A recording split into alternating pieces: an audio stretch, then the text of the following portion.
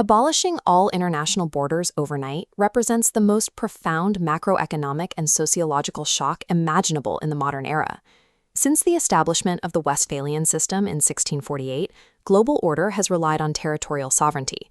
State power is predicated on a strict monopoly over determining who and what crosses its frontiers.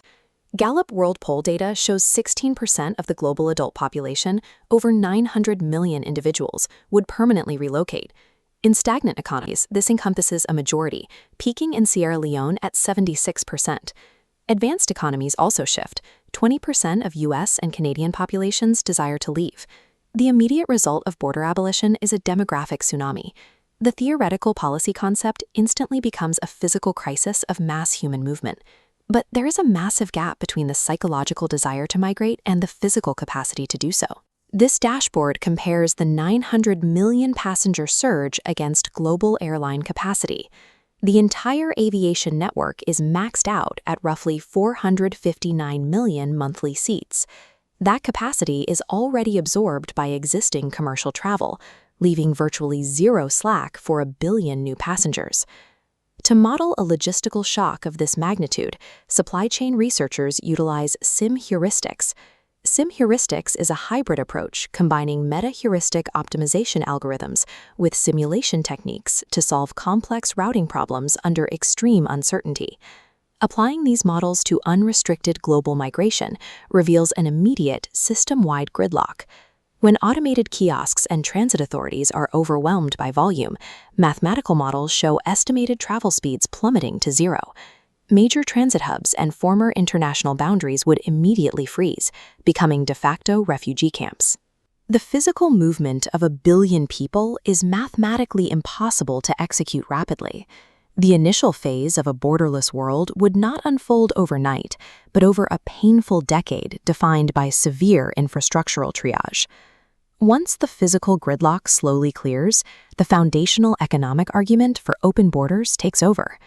Economists argue that geographically restricted labor markets are the single greatest distortion in the global economy. This bar chart illustrates the place premium.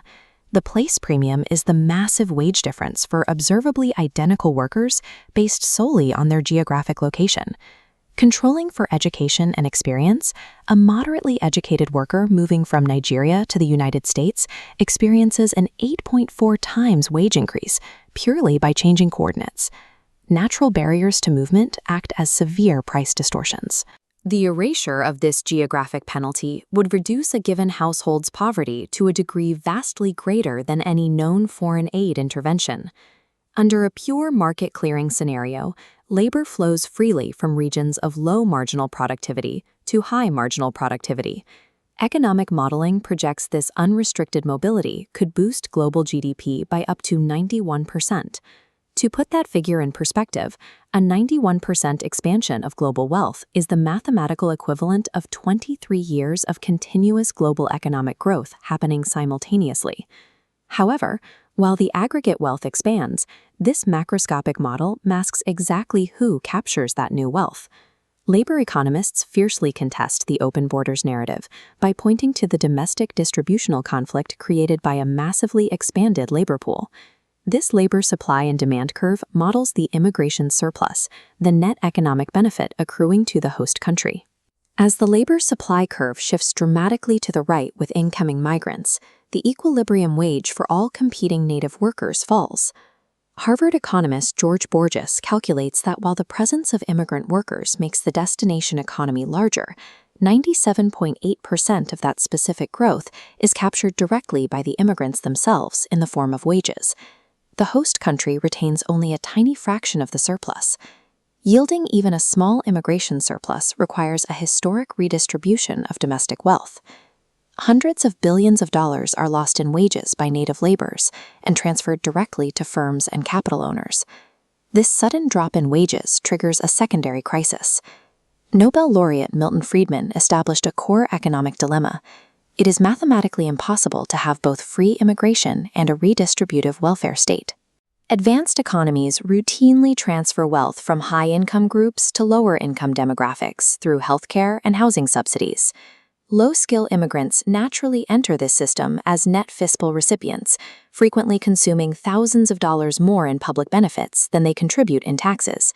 Destination nations face a stark binary choice. They either accept immediate fiscal insolvency, or they dismantle the domestic welfare state entirely, utilizing what economists call keyhole solutions, restricting immigrant eligibility to create a two-tiered society of citizens and non-citizens occupying the same physical space.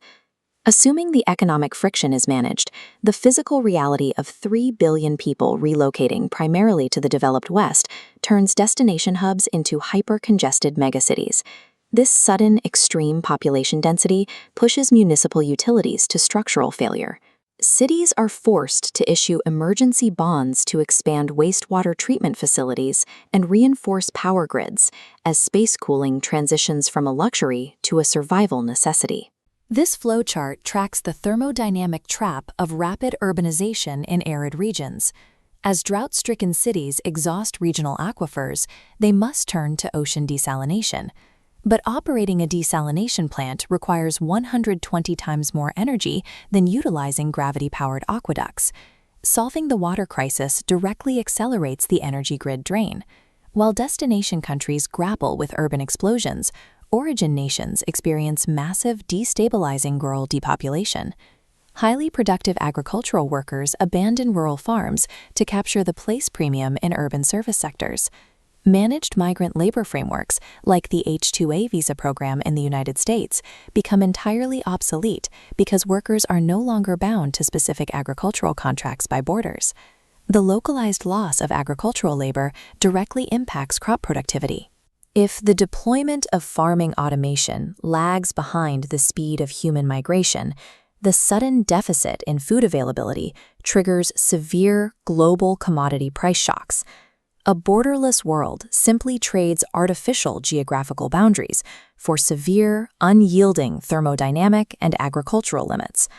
The abolition of borders also forces immense, often contradictory environmental outcomes.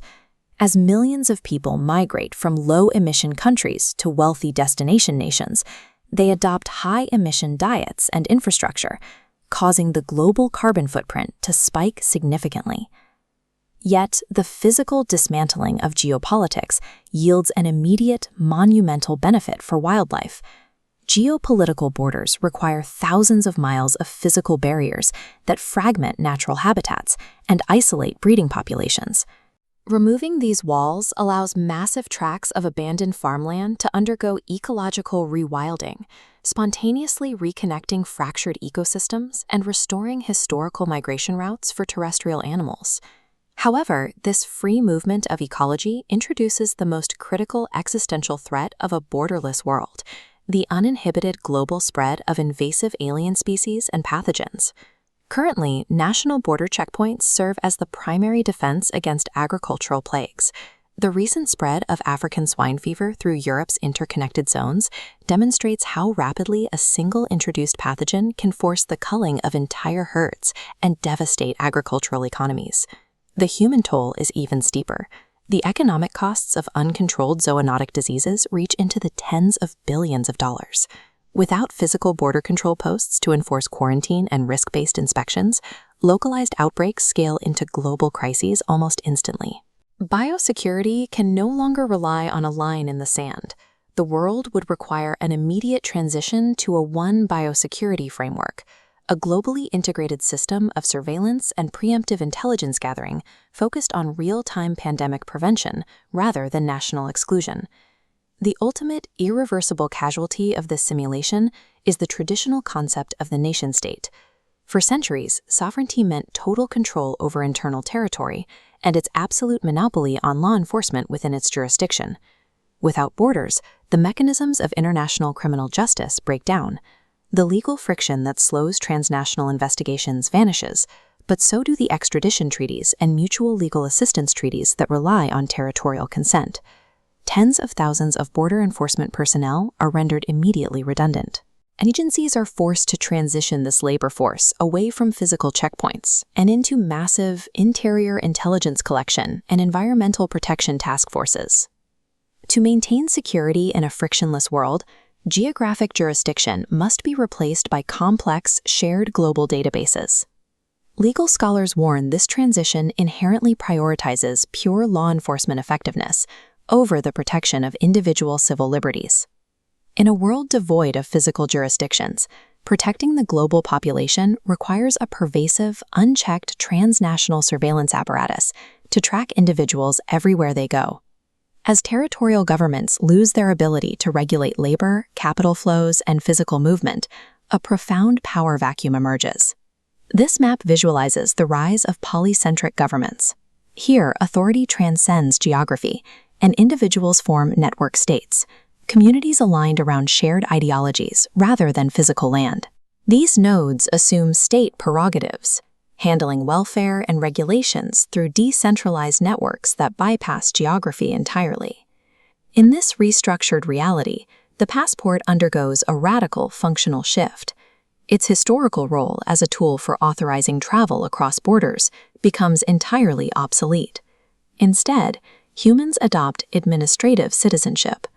The passport reverts to a pure instrument of legal identity, used to verify biometric data, track global taxation obligations, and determine eligibility for decentralized welfare networks. Human identity is permanently decoupled from geography, but inextricably tethered to administrative systems. Removing borders does not eliminate the complexities, hierarchies, or inequalities of human civilization. It simply shifts the lines of friction from physical geography to economics, systems engineering, and administrative identity.